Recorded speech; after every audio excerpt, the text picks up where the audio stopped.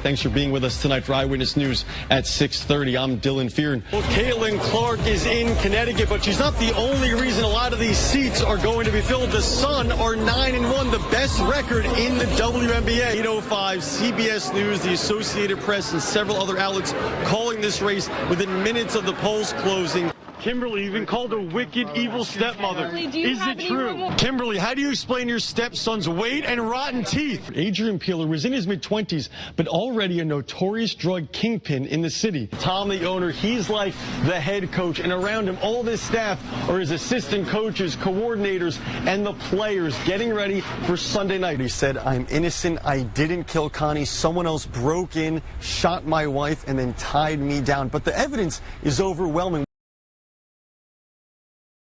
Kimberly, the world wants to know why. Kimberly Sullivan continues dodging cameras and questions. What she can't dodge is the horrifying allegations and charges. A judge ordering Sullivan to wear an ankle bracelet so the state can track her wherever she goes. Prosecutors wanted the stepmom under house arrest, afraid she'll leave the state or the country, potentially running away from her catastrophic problems. This defendant is a substantial risk of flight. Sullivan's attorney, fighting for his client, said she posted her bond, has no convictions on her record, and has never missed a court date. Numerous people have made threats. They're posting them online, talking about not waiting to be able to see her out in public. She needs to be able to have freedom of movement. The judge agreed, no house arrest, just the ankle bracelet. The state recently spoke to the victim, too, who's recovering in a treatment facility. This victim is afraid. This victim lives in fear. His first question in this fear is, why is she out walking around when I was locked up in a room for 20 years? Kimberly, how do you explain your stepson's weight and rotten teeth? Sullivan's pleading not guilty, denying every allegation of abuse, torture, and starvation, that she held her stepson captive for 20 years. But they're not explaining how the victim was a shocking 68 pounds when he was rescued. If that's the case, if she hasn't done anything, why not explain? You don't have to, but why not explain what's happening? We don't have to. Because the way this works, the state has to prove those allegations. Sure. They're just allegations on paper. But couldn't this be an opportunity to explain the weight, the teeth, the hair? There's no need for us to do that.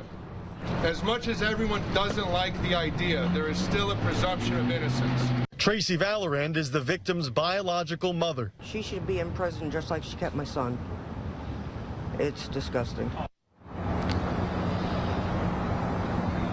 And Kimberly Sullivan will be back in court April 22nd, Mark. And we also found out this morning that one of Kimberly Sullivan's close friends of more than 20 years is coming forward as well against her. We'll tell you what she told prosecutors coming up at 6 o'clock tonight. I'm your reporter live in Waterbury, Dylan Fearon, Channel 3 Eyewitness News. On the water and in the sky, the manhunt for accused killer Robert Card continues. Watch your steps there. Joe Crawley lives right near the largest search so far today, near the Lisbon boat launch, where police found Card's white Subaru Wednesday night. Joe is showing us the area. All of a sudden, it's in your backyard. Dive teams are on the Androscoggin River checking if Card is here. They're not sure. Police receiving hundreds of tips, more than 500, but we're seeing some of them fall flat. Officers searched a farm in Lisbon, a mile from the boat launch, but nothing. Lisbon's police chief is grateful for the public's help. They're advising us, anything suspicious they see, that's what we're here, and that's how we're going to bring this situation to an end, is working together with our community. Here's Maine's Public Safety Commissioner on if he's feeling pressure to capture Card. We're not going to be rushed, but we're running right on that level. Meanwhile, there are at least 70 combined witnesses to the shootings. Police still at both crime scenes investigating. We got to do it the safe way. Don't want to see anybody else get hurt, certainly our people and our community members. So we want to make sure that we do that right. Again, we expect to hear from police very soon. We know a shelter-in-place order is still in effect in Lewiston and 3 surrounding communities. School was closed today in the city, and businesses in this city have been closed as well. But we may get an update from police on that shelter-in-place order soon. It's the horrifying sounds of a beautiful blue house collapsing, violent, rushing, unforgiving floodwater washing out everything in its path, including years of Randy Marcuccio's time, money, and memories. It is hard to look at, and then I I see my son. I saw my son growing up here. So it's hard because it makes me just think of our forever home and where he was supposed to be raised, and he's gone.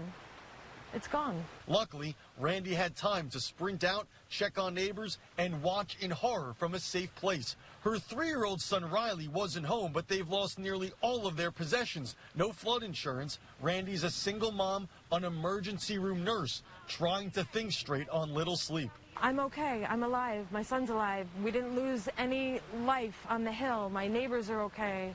We're okay. Everything else can be replaced and fixed, or, you know, so we are okay.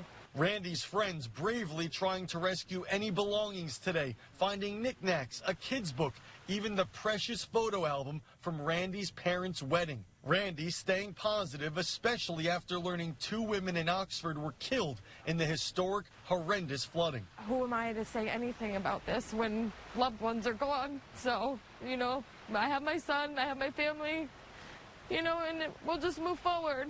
Popular radio host Chaz from 99.1 WPLR lives nearby. He's been pushing a GoFundMe page for Randy all day, encouraging his listeners to donate if they can to help this woman rebuild her life. Our listeners are the most generous group of individuals I've ever come across in my life. They always come over the hill like the cavalry anytime we come across someone who needs this kind of help. They've been tremendous. CT24 is next. Patriots on Channel 3 at 1 o'clock. Have a great rest of your day. We'll see you soon.